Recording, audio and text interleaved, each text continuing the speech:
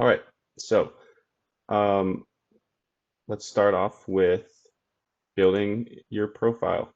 And this is going to we're going to be going through all the major sections that are important for a professional profile. And I'll be sharing some tips and tricks with you while also going over things to avoid when creating your LinkedIn profile.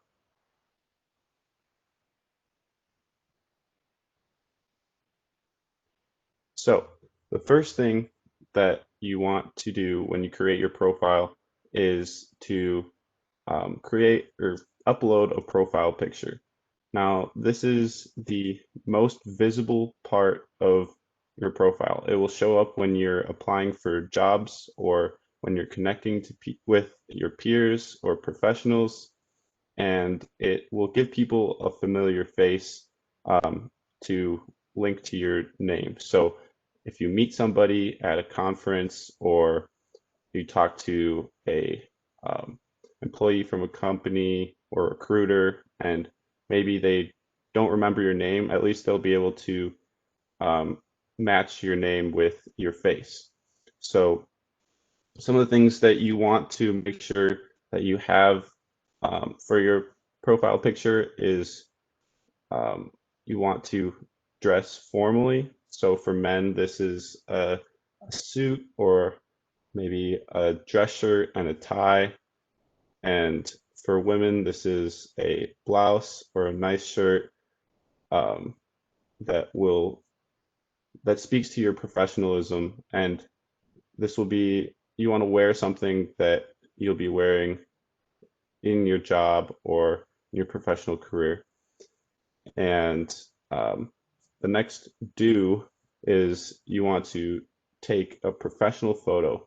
So this means using a real camera, not just your phone, and making sure that you are centered, you have a blank background, and your picture is very neat and it'll make a good impression on the people that uh, first look at your profile. Because again, this is the first thing that people will see. And some things that you don't want to do is you don't want to wear distracting clothing. You don't want to use a selfie as your picture, and you also want to stand far away enough, and you don't want to stand too far away because then people won't be able to see your face, but you also don't want to stand too close so that you are cut off. So there's a balance, and finding a good picture is hard to do. So you're going to want to find a photographer that can take a professional picture specifically for your profile. Um, and this will help you, again, create a professional image.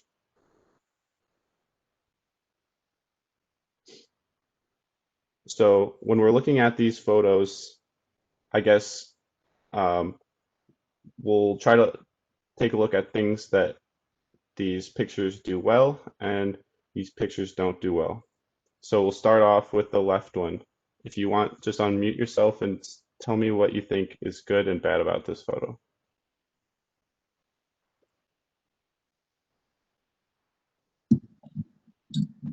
There's a distracting background. Yep, I would agree with that. Anything else?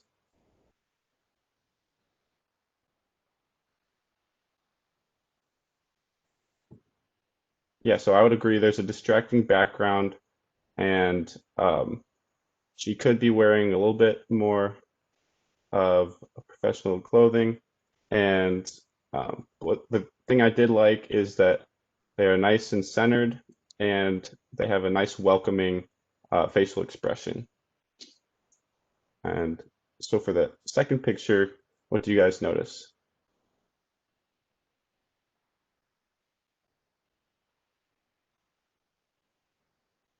Look like They she's in the are right. not quite centered. Yeah, I would agree. So it looks like her head is cut off and So again, this isn't very professional. I like that her clothing is something that she'd be wearing in the workspace, but again, having a cut off face isn't going to be the most professional thing to have on your profile. And then for the last picture, what do you guys notice?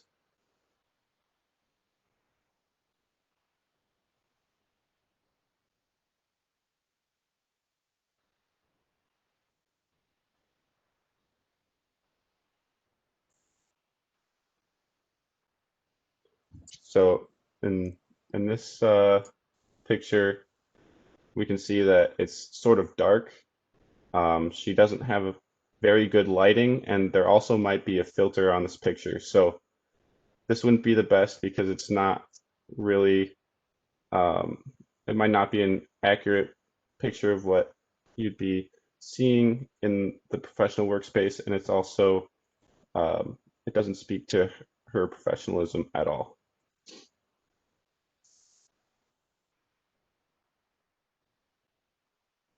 So something interesting that I found is just by having a profile picture makes your profile 14 times more likely to be viewed by others. And this is very important as LinkedIn is all about being visible in a professional setting. So you're going to want to make sure that you take the time to have someone take a picture with you with a real camera, and this will really help your profile start off on the right foot.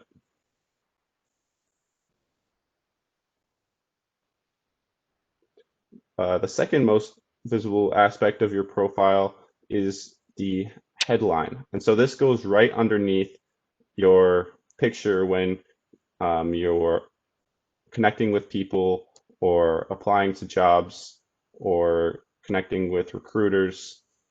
So the first thing that you want to make sure that you have in your headline is keywords. And if you guys don't know what keywords are, these are words that are commonly used in industry, and they're words that will help your profile pop.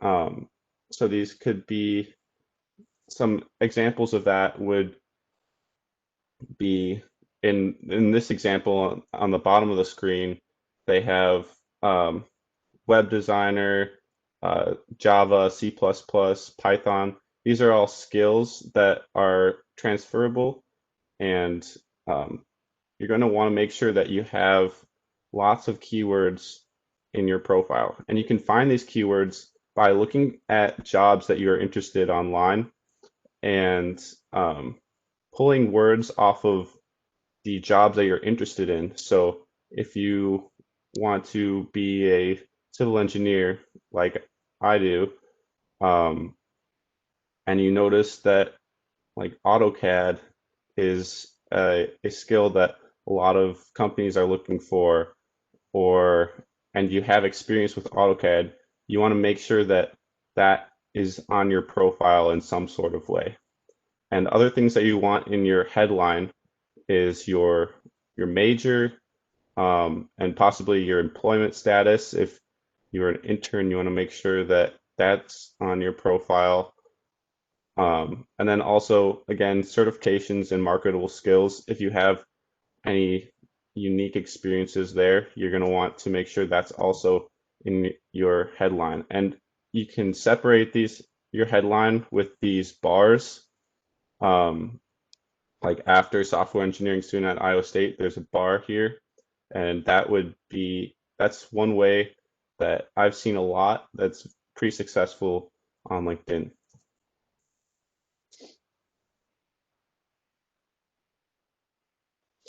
So here's my profile, and I have my picture that was taken by a professional photographer in front of a blank background. I have my name, my headline, which includes my major, what I want to do.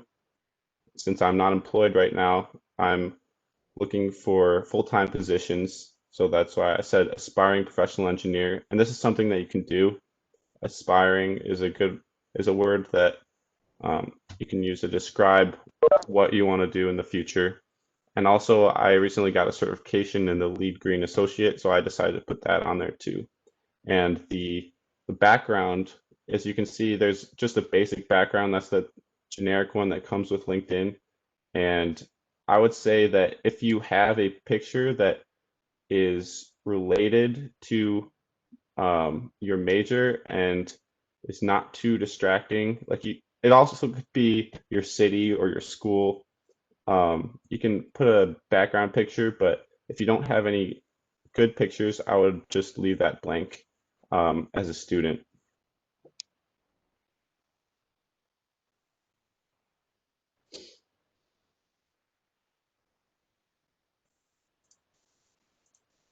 All right, and so for the next section, this is your About section.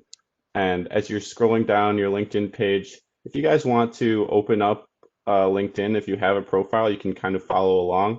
I'm just going in sequential order. So this is the About section. A lot of people don't have About sections on their profile, and they're really missing out on a good opportunity to introduce themselves and sort of tell people what makes them unique. So what differentiates you from any other person trying to connect on LinkedIn?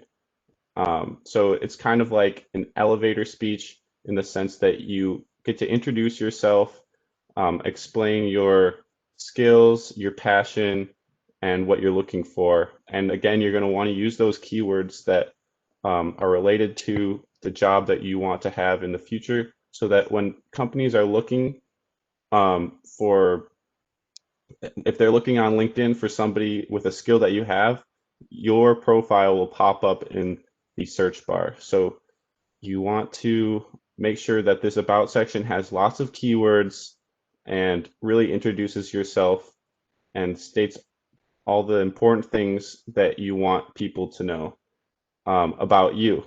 And you're going to want to make sure this is professional, and you only want to put things on here that you want other people to know. Don't put things that aren't related to your professional career.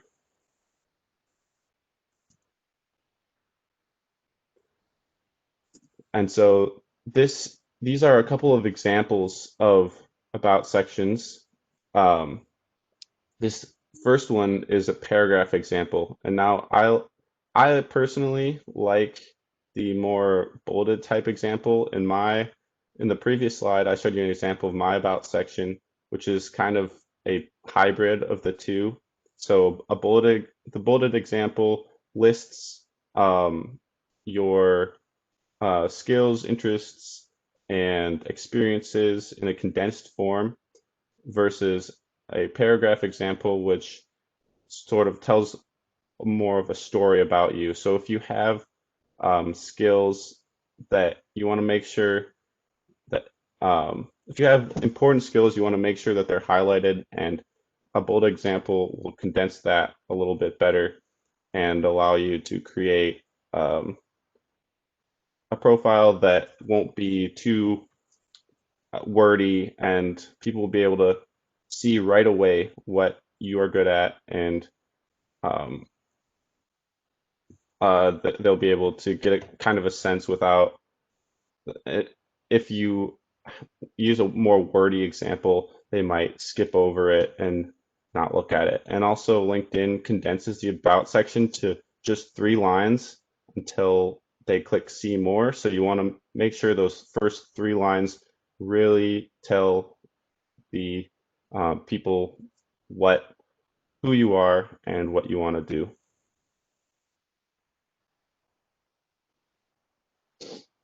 Next is the experience section. So this is where you can add all of your internships, jobs, volunteer experience, and so on. It's again, a good place to use keywords, and it's basically a place where you can um, highlight things from your experiences, and you can basically take information from your resume and put it into your LinkedIn profile. So most people on their resumes, they'll have an experience, and then they'll have a couple of bullets of what they did in that experience, what experience they gained, what they worked on. And so this is really a good place where you can brag about the awesome things that you did, and use those keywords to become more visible within the LinkedIn search algorithm. And so there's two ways to do it. There's the bulleted list and then more of a summary. And I enjoy the bulleted list, and I know a lot of employers also enjoy the bulleted list as well, because they can quickly see your skills, what you have experience in, without having to read lengthy paragraphs. And lastly, this is how you create an experience. So I just clipped this off of the LinkedIn page. And so first you want to add your title. You want to make sure that it's very descriptive. So you don't want to just say intern. You want to specifically say what you are doing, what type of intern you are, and because this will also pop up on your headline. So if you just say intern, people will not really know what field you are in or anything in that nature. And this next important thing that I want to note is you can link it to your company. So this will directly link your experience with the company that you are working with, and people, when they're viewing your profile, they can quickly click on the company and see what it is that company does and what you have experience in. And then over on the right is the description. That's where you want to type in your bullet points of what you did in your experience. And you want to use those keywords. You want to use action words, and highlight the most important transferable skills that you own and that you've gained through your experience in this role. And additionally, you can upload pictures or links to projects, maybe a website that you made during your time at that internship. So if you have additional material like that, that's also really good to have in your profile, because again, people will be able to sort of get a feel of what your field of expertise is and learn more about you.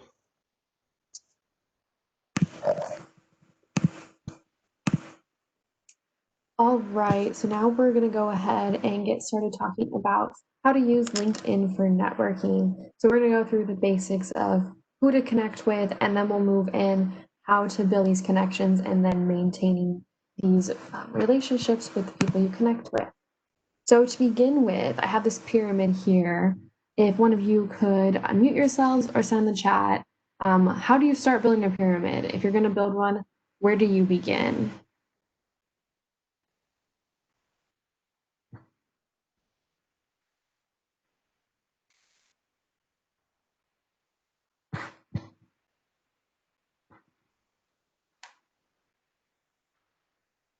All right, I think we all know that we would begin by building from the bottom up. You want to have a strong foundation and base for your pyramid before you start building up the rest. So in this case, for your network, you would begin with your coworkers. These are the people who are going to be easiest for you to connect with.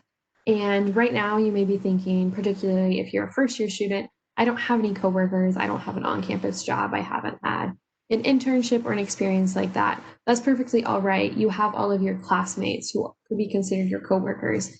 More than likely, you've had a few group projects that you've been working with them on before.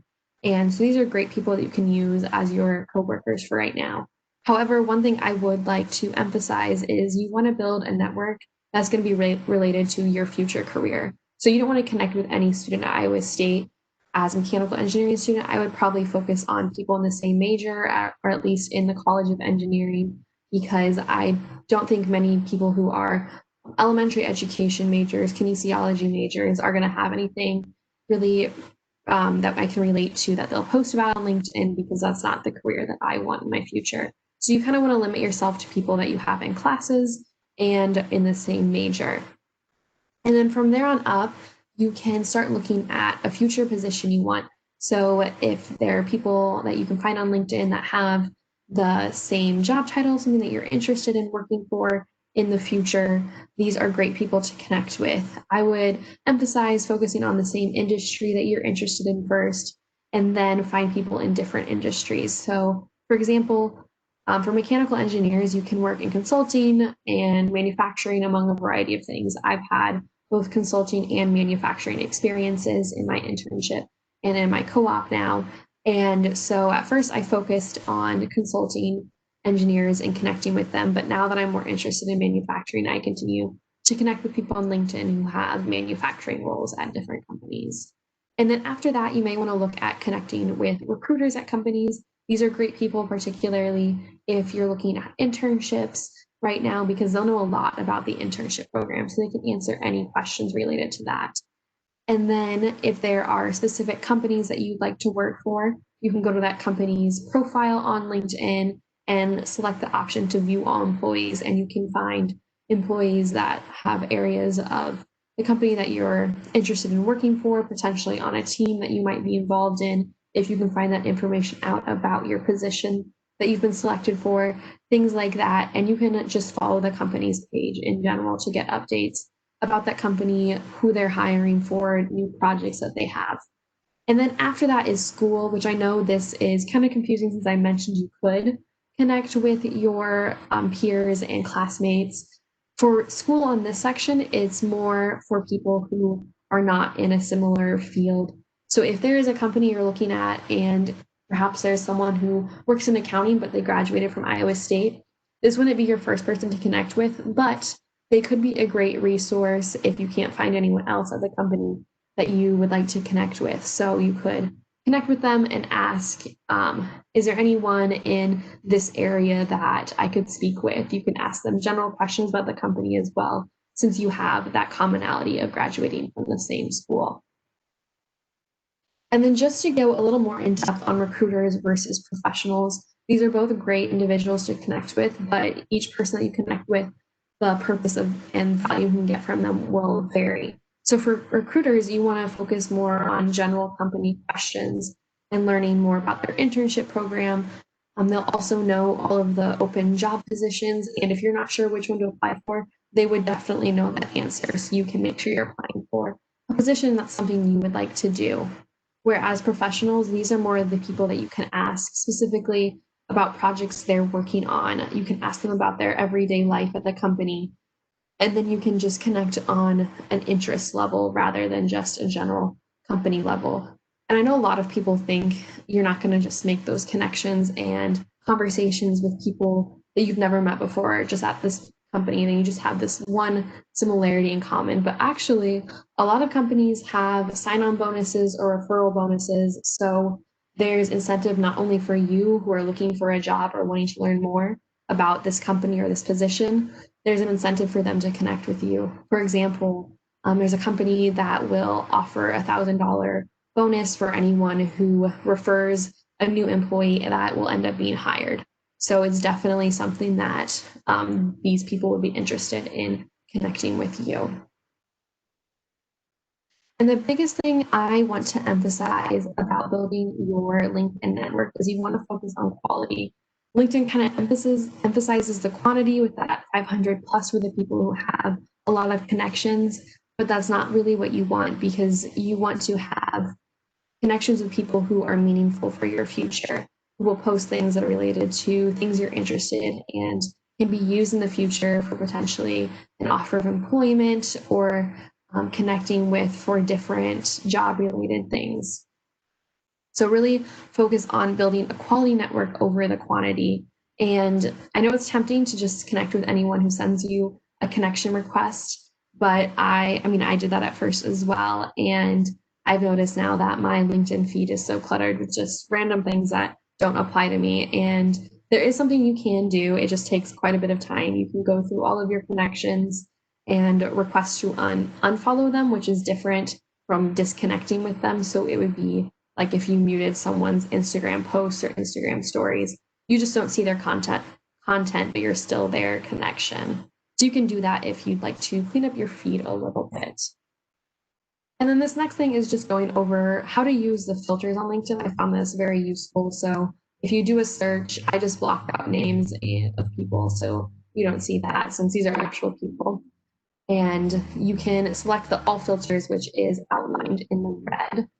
And then these are the filter options. I outlined the ones that I use most often. If you're looking for someone and you forget their last name, you could just use their first name and select the company that you know they work for or the school that they attended, things like that. And then the one that I probably use the most often is when I know there's a company I want to work for and I'm looking for someone in their sustainability division or a recruiter. You can go to that bottom section that I have outlined and you can select their title and you can put in recruiter and you can find someone specifically to talk to at that company, which is a great tool because it can be really hard to navigate through all of the employees on LinkedIn. All right, so now you have made a connection, but now you found someone you want to connect with, but now you want to know how do you actually connect with them. So there's 3 types of messages, and they're the cold message, through reference, and asking for an introduction. The cold message is probably what I use most often. This is just a message I would send to someone I have no connections in common and don't have any prior relationship with them. So I would make sure that this is the most intentional message because you have no relationship built through another person or anything like that. And so I really try to make this something that they would want to respond to and would be interested in talking to me. And then you can also ask, not ask, you can connect with someone through a reference. So if you know someone at a company and they know this other individual, you can mention them in your connection request. And so you can just say, this person said you know a lot about product development, and I'd like to hear more about that. But one thing you want to keep in mind is that both this reference you're using and the person you'd actually like to connect with actually know each other and have a good relationship.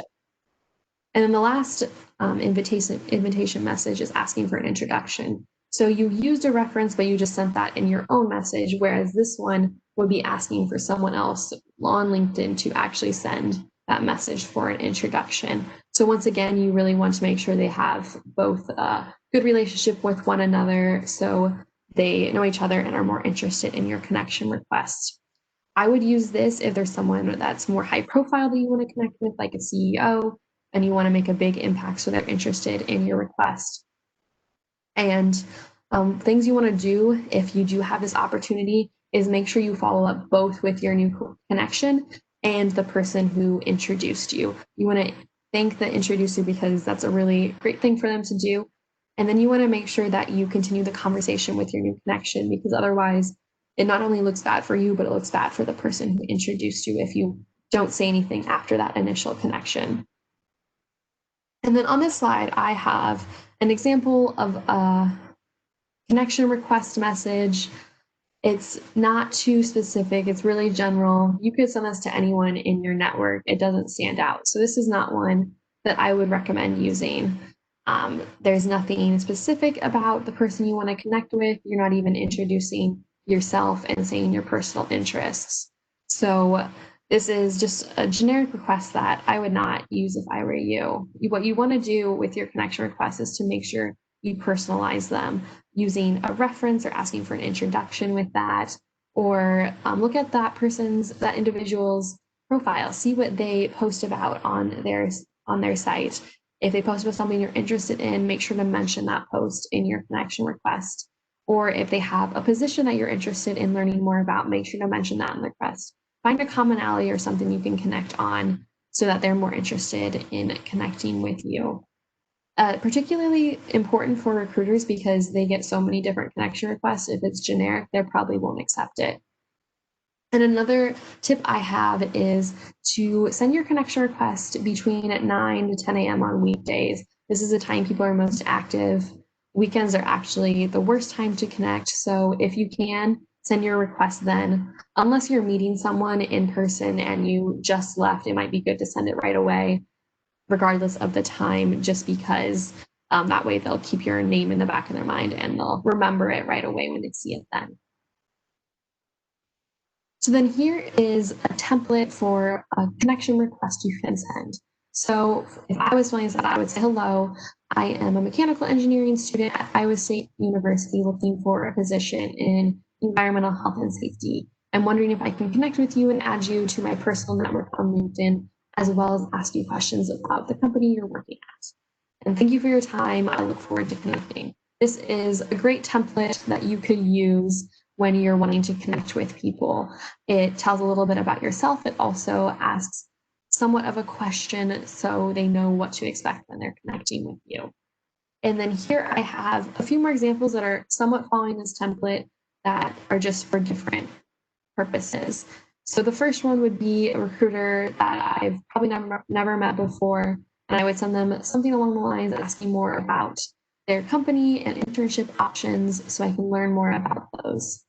The second one would be a message that I would send to a professional at that company who's in a position that I'm interested in. I am getting a minor in sustainability, so I would see maybe they posted something about their recent project at their company that was reducing emissions, and I would specifically ask about that in this connection request.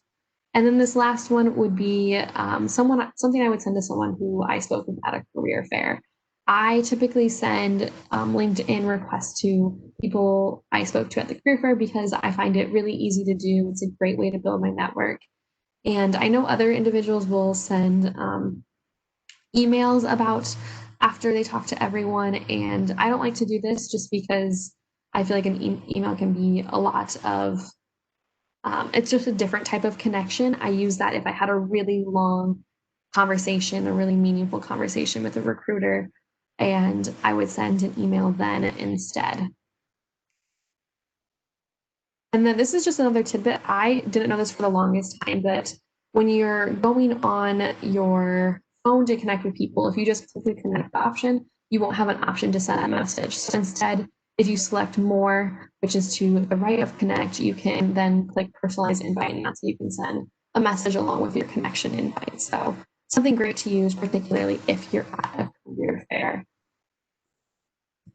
Oh, went too far. And then just this last thing, after accepting your connection request, what are you supposed to do then?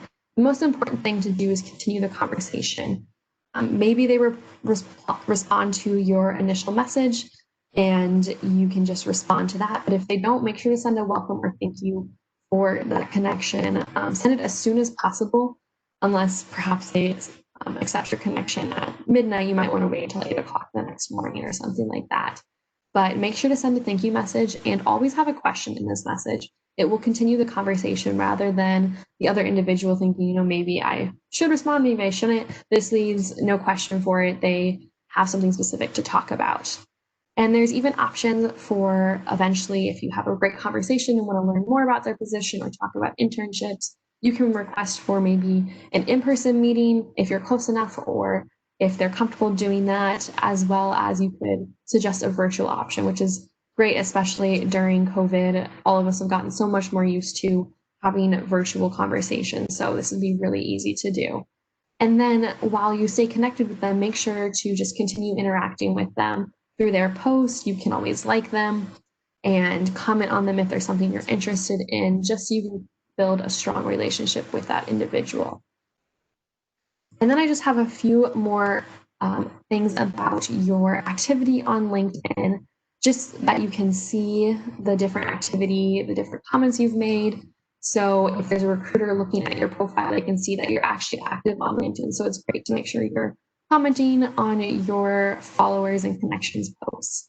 Another area you have is your featured section. So you can add recent posts to that area that you've make sure all of these posts are related to your professional career, things like that. So I put one of my co-op. I'm also in the honors program, and they asked me to write a blog post this summer. And so I talk a little bit about my experience working for the company, as well as just some more fun things I did.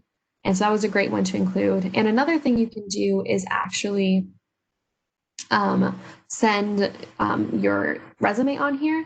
You have an option for adding a file, and you can put a resume, or you can put a variety of different files on there if you'd like to emphasize those, perhaps research, things like that. And then this last area is going to be on your interests. So if there's a company that you're really interested in, it'd be great to follow them because your connections can see this. Anyone who's looking at your profile can see this, so they can see that you're actually very interested in their company if you're following along with their posts on LinkedIn. And then finally, there's an option for recommendations, which is a great tool. These will show up on your LinkedIn profile. So this would be something you could ask your boss or manager to do. They can leave a recommendation, and recruiters can see that. Anyone on your profile can see that. You can also select which ones you'd like to have visible. If there's one that you don't want anymore, maybe it's outdated, something like that. And then just the final thing is, it never hurts to ask. There are so many people on LinkedIn, and they may ignore you, but they're definitely not going to be rude. I've never had someone who was annoyed with my connection request. There's a good chance they will accept your request. They might not respond to your message, and that's all right. But something I actually saw on social media, which was really incredible, someone I follow, they have sent, I think they sent emails actually, but you could do this with LinkedIn. They sent emails to all of the CEOs in their area, just asking to meet up with them and talk about what it's like to be a CEO. And I would think they would never accept that. But this individual actually met with quite a few different people and just got to have coffee with them, learn more about what it's like to be a CEO. And you can do this with anyone who has a position that you're interested in. It's really impressive to be able to go and talk to a CEO and have that relationship for the rest of your life. And personally, I have connected with people at conferences and things. So for example, there's another conference coming up this spring that I am working on planning, and someone I connected with on LinkedIn may be a speaker at this. And if I didn't have that connection, I never would have had this opportunity before. So there are different things that you can use your LinkedIn network for. So with that, we have some time left at the end for questions. So feel free to unmute yourself, send a message in the chat, whatever you feel comfortable with, and we can talk about any questions you may have about content we covered or things that we might have missed.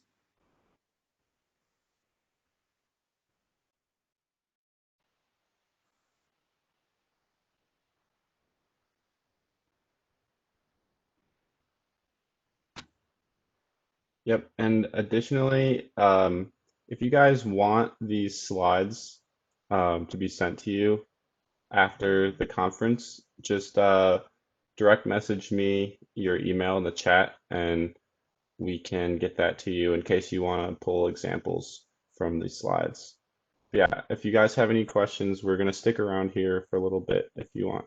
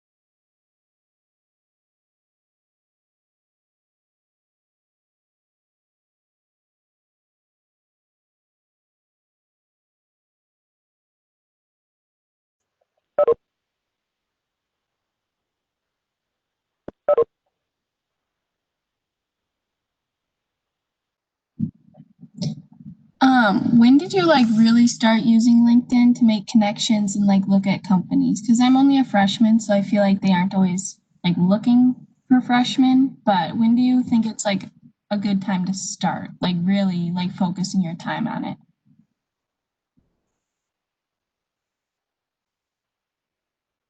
I can go first, I guess.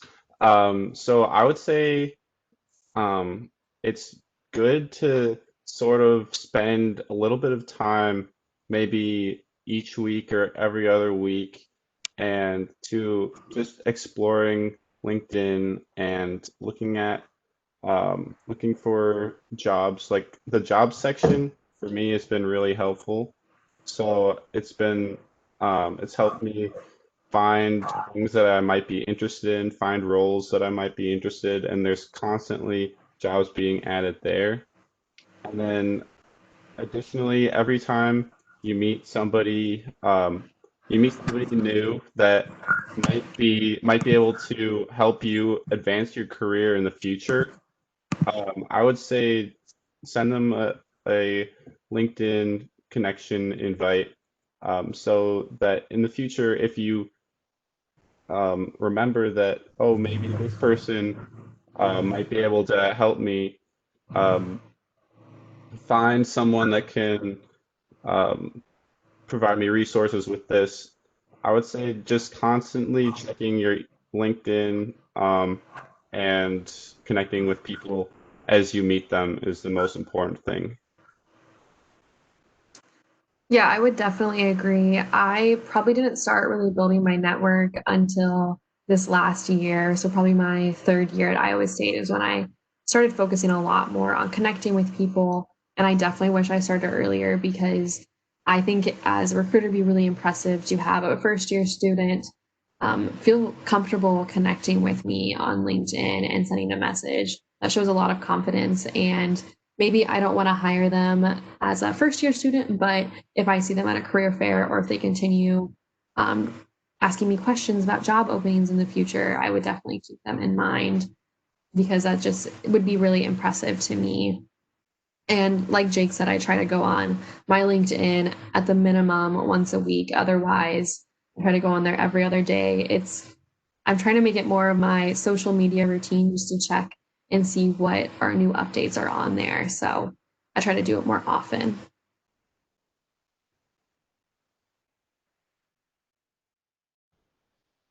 Does that sort of answer your question, Elena? Yeah, thank you.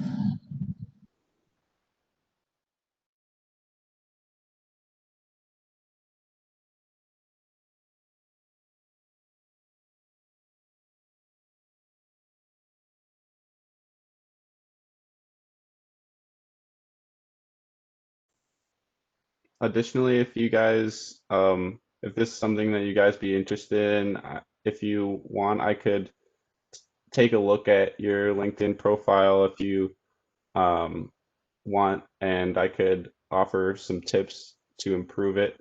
So again, if you want something like this, just put your name in the chat and I'll take a look at it and send you some tips after the conference.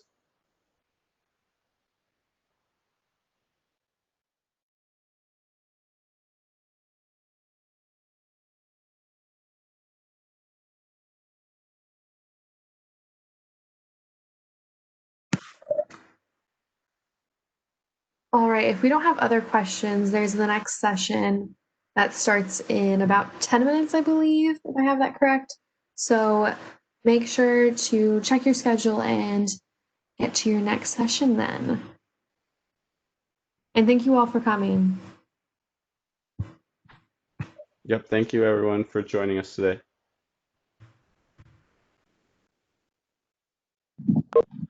Thank you.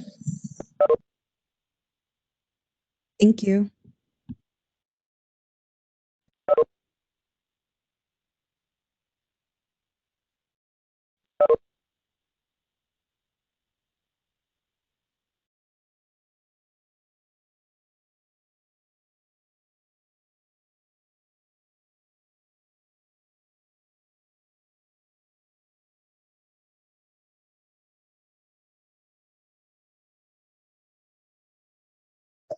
Sorry, I'm gonna leave this open so I can get those emails off of here. Oh, so people did send you their email. That's good. Yeah, but I need to go start Mindy Hagen's session, so I'm just gonna leave this open. Okay. You're the host, so if I leave, yeah, that'll be fine. Okay. Well, Yep. have fun at Mindy's session. Thanks. Yep. Bye. Bye.